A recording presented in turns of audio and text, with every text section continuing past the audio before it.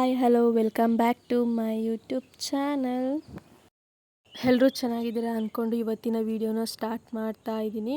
ಇವತ್ತು ದೇವಸ್ಥಾನಕ್ಕೆ ಹೋಗಬೇಕಿತ್ತು, ಜಾತ್ರೆ ಇತ್ತಲ್ಲ, ಅದಕ್ಕೆ ಎಲ್ಲರೂ ಬೆಳಗ್ಗೆನೇ ಎದ್ದು ಎಲ್ಲರೂ ರೆಡಿಯಾಗಿದ್ದೀವಿ. ನೋಡಿ ನನ್ನ ಮಗಳು ನಾನು ಈ ಥರ ರೆಡಿಯಾಗಿದ್ವಿ. ಜಾತ್ರೆಗೆ ಫ್ರೀ ಬಸ್ ಕೂಡ ಬಿಡ್ತಾರೆ ವರ್ಷ ಆದರೆ ನಾವು ಮುಡಿ ಕೊಡಬೇಕಿತ್ತಲ್ಲ, ಅದಕ್ಕೆ ಬೇಗ ಹೊರಟಿ ಗಾಡೀಲಿ 3 ಹೊರಟ್ವಿ. ಮತ್ತೆ ಬಸ್ಸಲ್ಲಿ ಬರ್ತಾರೆ. ಊರಿಂದ ದೇವಸ್ಥಾನಕ್ಕೆ ಒಂದು 17 ಕಿಲೋಮೀಟರ್ ಇದೆ. ಇದು ಮಾವನಹಳ್ಳಿಯಿಂದ ಲೆಫ್ಟ್ ತಗೊಂಡು ಅಲ್ಲಿಂದ ಒಂದು 3 ಕಿಲೋಮೀಟರ್ ಮೂವ್ ಆಗಬೇಕು. ಅಲ್ಲಿಂದ ಆರ್ಚ್ ಕಾಣುತ್ತೆ, ರೈಟ್ ಹೋಗಬೇಕು. ಈ ದಾರಿಯಲ್ಲಿ ಒಂದು 10 ನಿಮಿಷ ವಾಕ್ ಆಗುತ್ತೆ ಅಷ್ಟೇ. ಬಂದ್ವಿ ದೇವಸ್ಥಾನಕ್ಕೆ. ಪಾರ್ಕಿಂಗು ಗಾಡಿ ಒಳಗಡೆ ತಗೊಂಡೋಗಿ ಬಿಡಲಿಲ್ಲ, ಈಚೆನೇ ಗಾಡಿ ಹಾಕಿದ್ವಿ.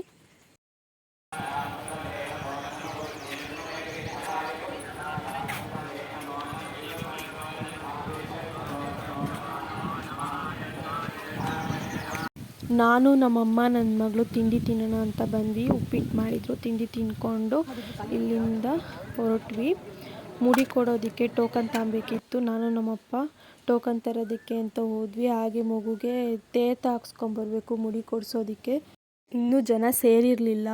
ಬಂದ್ವಿ. ಹೂವಿನ ಅಲಂಕಾರ ಎಲ್ಲ ತುಂಬ ಚೆನ್ನಾಗಿ ಮಾಡಿದರು. ದೇವ್ರಿಗೆಲ್ಲ ಇನ್ನೂ ರೆಡಿ ಮಾಡ್ತಾಯಿದ್ರು. ದೇವ್ರನ್ನೆಲ್ಲ ಹಾಗೆ ನೋಡಿಕೊಂಡು ಸ್ವಲ್ಪ ತಲೆ ಇದ್ದು ನೋಡಿಕೊಂಡು ತೀರ್ಥ ಹಾಕಿಸ್ಕೊಂಡು ಬಂದ್ವಿ. ದೇವ್ರನ್ನ ಅಲಂಕಾರನೂ ಕೂಡ ತುಂಬ ಚೆನ್ನಾಗಿ ಮಾಡಿದ್ದಾರೆ. ರಶ್ ಆದರೆ ದೇವ್ರನ್ನ ನೋಡೋಕ್ಕಾಗಲ್ಲ, ಅದಕ್ಕೆ ಅಲ್ಲೇ ಸ್ವಲ್ಪ ಹೊತ್ತು ನಿಂತ್ಕೊಂಡು ನೋಡಿಕೊಂಡು ಬಂದ್ವಿ.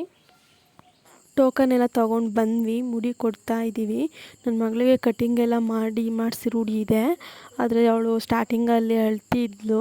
ಅಲ್ಲಿರೋ ಮಕ್ಳನ್ನ ನೋಡಿ ಅಳ್ತಿದ್ರಲ್ಲ, ಇವಳು ಅಳೋಕ್ಕೆ ಸ್ಟಾರ್ಟ್ ಮಾಡಿದ್ಲು. ಆಮೇಲೆ ಸುಮ್ಮನೆ ಕೂತ್ಕೊಂಡ್ಳು, ಚೆನ್ನಾಗಿ ಮಾಡಿಸ್ಕೊಂಡ್ಳು. ಅಲ್ಲೇ ನೀರು ಫೆಸಿಲಿಟಿ ಇತ್ತು, ಅಲ್ಲೇ ಸ್ನಾನ ಮಾಡಿಕೊಂಡು ಬಂದ್ವಿ. ಎಲ್ಲ ಹೊರಡ್ಸ್ಕೊಂಬರ್ತಾಯಿದ್ರು. ಇದು ಆರತಿ ಮೊನ್ನೆ ಮುಗ್ದಿದೆ, ಆದರೆ ಇದು 500 ಮನೆಯದು ಆರತಿ. ದೇವ್ರು ಹೊರಡ್ಬೇಕಾದ್ರೆ ಮಾಡಿಸ್ಕೊಂಬರ್ತಾರೆ.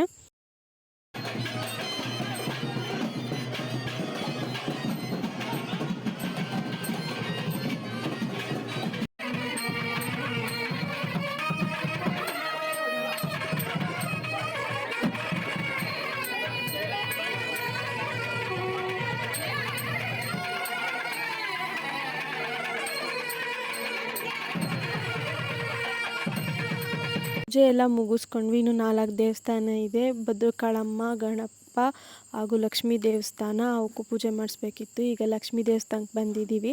ಇನ್ನೂ ದೇವ್ರ ಅಲಂಕಾರ ಎಲ್ಲ ಮಾಡಿರಲಿಲ್ಲ, ಇನ್ನೂ ಲೇಟ್ ಆಗುತ್ತೆ ಅಂದರು.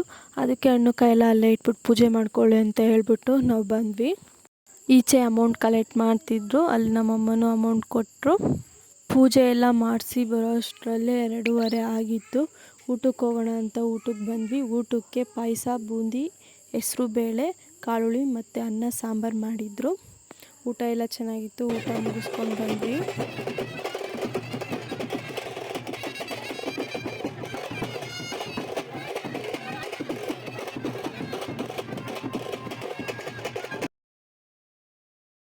ಊಟ ಮುಗಿಸಿ ಬರೋ ಅಷ್ಟರಲ್ಲಿ ದೇವ್ರ ಕೂಡ ಮೆರವಣಿಗೆ ಬಂತು. ಇಲ್ಲಿ ಹರಕೆ ಮಾಡ್ಕೊಂಡಿರೋರೆಲ್ಲ ಪಾನಕ, ಮಜ್ಜಿಗೆ ಎಲ್ಲ ಮಾಡಿರ್ತಾರೆ. ಅಲ್ಲಿಗೆ ಹೋಗಿ ದೇವರು ತೀರ್ಥ ಹಾಕಿದ್ಮೇಲೆ ಅವರೆಲ್ಲ ಪ್ರಸಾದನ ಕೊಡೋದು.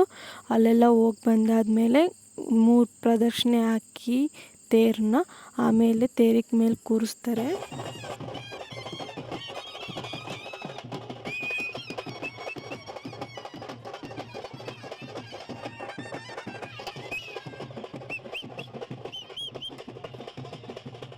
ತೇರು ಎಳೆಯೋದಕ್ಕೂ ಮುಂಚೆನೇ ಸುರೇಶ್ ಗೌಡ್ರು ಕೂಡ ಬಂದಿದ್ದರು. ಮತ್ತು ಇನ್ನಿತರು 2 ಗೆಸ್ಟಿಗೆ ಕೂಡ ಬಂದಿದ್ದರು.